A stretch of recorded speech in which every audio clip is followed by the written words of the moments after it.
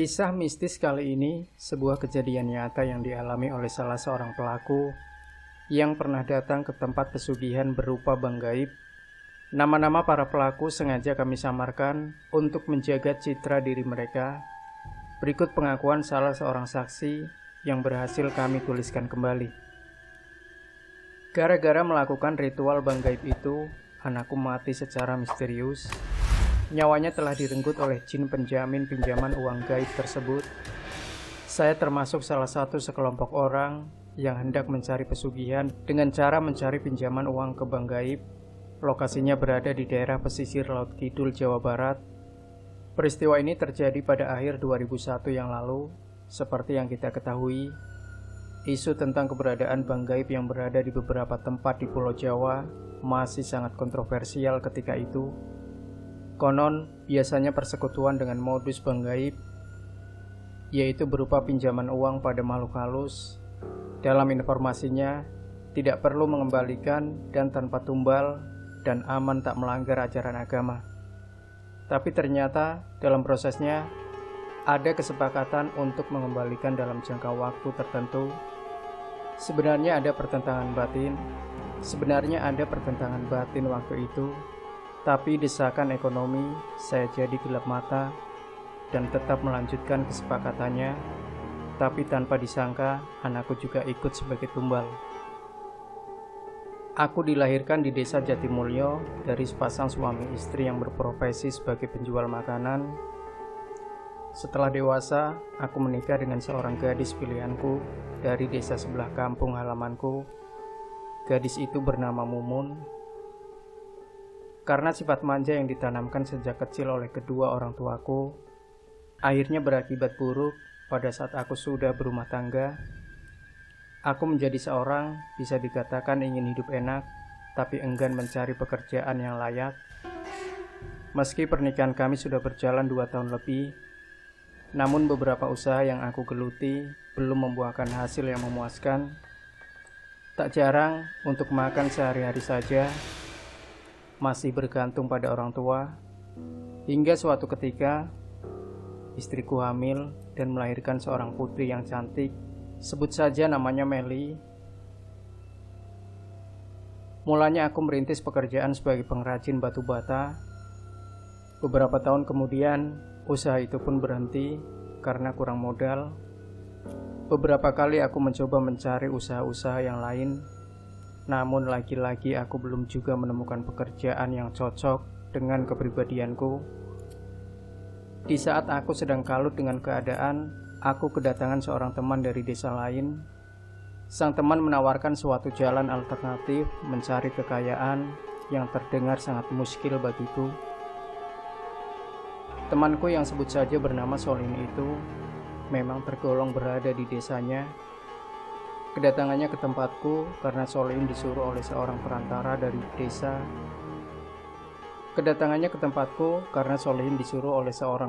dari desa. Terisi agar mencarikan 7 peserta dan untuk diajak ke suatu tempat keramat yang ada di pesisir Laut Kidul, Jawa Barat.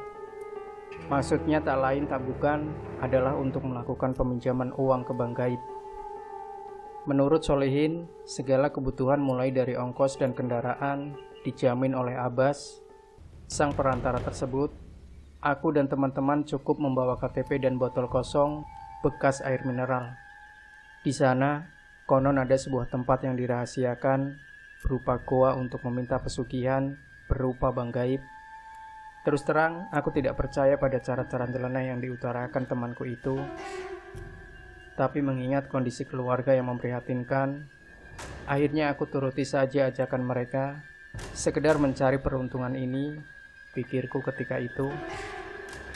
Sesuai dengan waktu yang direncanakan, rombongan disuruh berkumpul di suatu tempat yang ditentukan untuk menunggu jemputan dari Abbas selaku perantara. Pagi itu sekitar pukul 6 waktu Indonesia Barat, datanglah sebuah mobil kijang. Kendaraan inilah yang kemudian membawa rombongan kami menyusuri arah selatan menuju Pantai Pangandaran di daerah Ciamis, Jawa Barat. Setelah sampai di sana, kami diajak memasuki sebuah goa yang pengap. Kami semua menemui seorang juru kunci yang berpakaian serba putih ala wali. Setelah melakukan uluk salam, Abbas mengutarakan maksud kedatangan kami. Juru kunci tersebut tidak langsung menyanggupi, melainkan memberikan sebuah nasihat bahwa apa yang kami lakukan adalah perbuatan yang dilarang agama. Namun setelah Abbas mendesak, akhirnya juru kunci itu pun memenuhi permintaan kami dengan syarat-syarat dan resiko yang bakal terjadi. Persyaratannya antara lain, peserta harus menyerahkan KTP dan memasukkan ombak air laut ke dalam botol yang kami bawa. Para peserta tidak boleh menciduk air laut secara langsung, melainkan menadahkan botol itu pada ombak yang datang sendiri secara bergelombang. Setelah semuanya diuraikan, kira-kira setengah jam kemudian kami keluar untuk mendapatkan air tersebut. Setelah dapat, semua orang masuk kembali ke ruangan sang juru kunci. Lelaki berjubah putih itu memberikan lagi beberapa persyaratan yang harus disediakan oleh tiap-tiap peserta setelah sampai di rumah nanti. Di antaranya kami harus menyediakan kamar khusus untuk menyelesaikan sarana ritual nanti. Air laut yang ada di dalam botol harus dicampur dengan bunga 7 rupa.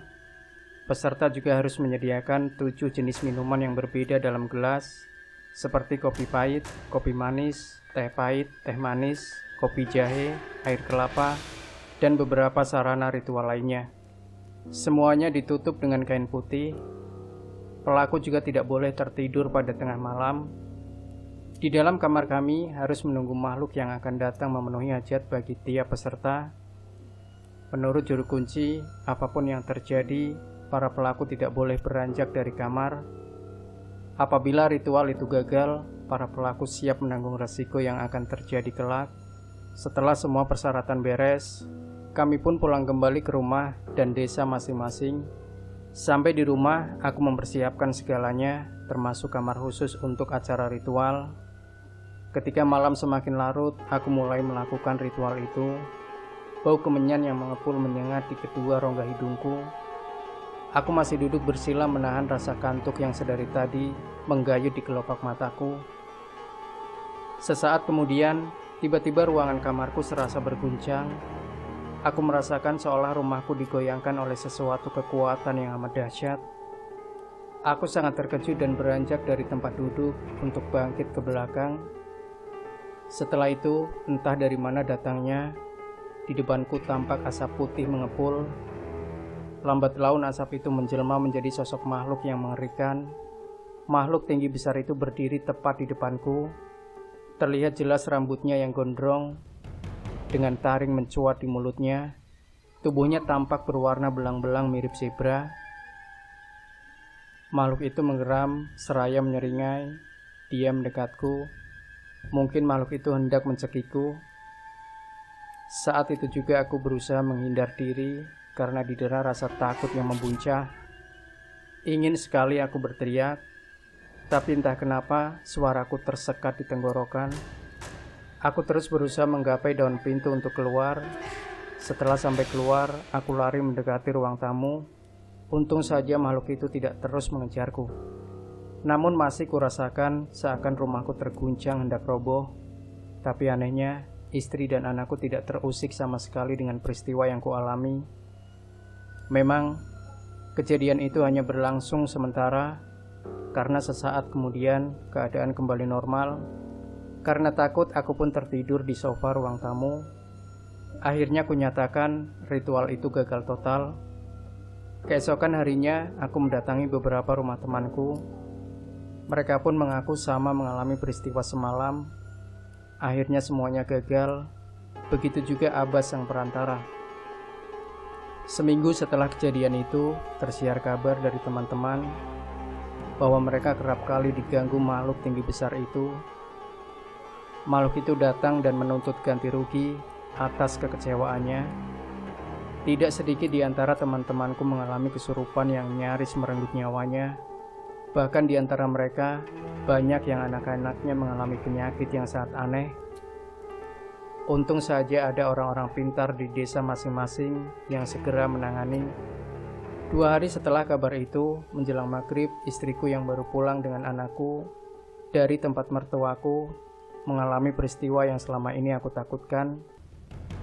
Setelah tiba di rumah, anakku yang berusia 2 tahun itu mendadak kejang-kejang. Semua tetangga hadir, termasuk ibuku untuk melihat keadaan anakku. Sebelumnya, anakku tidak mengalami sakit apa-apa. Setelah semuanya berkumpul, anakku pun menghembuskan nafas yang terakhir. Semua orang yang hadir, termasuk istri dan ibuku, menangis meratapi kepergian anakku yang masih belia itu. Aku sangat terpukul dan menyesal dengan kejadian ini. Saat kematiannya, ada sesuatu yang aneh aku lihat di leher anakku. Begitu juga pada tetangga yang hadir. Kami semua melihat seperti ada bekas cekikan di leher Meli, anakku. Akhirnya keadaan pun menjadi gempar. Ada yang beranggapan anakku terkena tulah makhluk halus. Namun ada juga yang mengatakan anakku menjadi tumbal orang yang melakukan pesugihan. Hanya aku yang tahu pasti tentang semuanya. Dan aku hanya menyesali perbuatan yang pernah kulakukan itu. Benarkah anakku menjadi tumbal akibat persekutuan yang gagal? Wallahu a'lam. Kini aku hidup dalam kesendirian karena setelah peristiwa itu, istriku memutuskan untuk pergi menjadi TKW ke Arab Saudi. Semoga peristiwa yang kualami ini tidak menimpa kepada para pembaca yang lain. Sampai kapanpun, kejadian ini terus membekas di dalam ingatanku.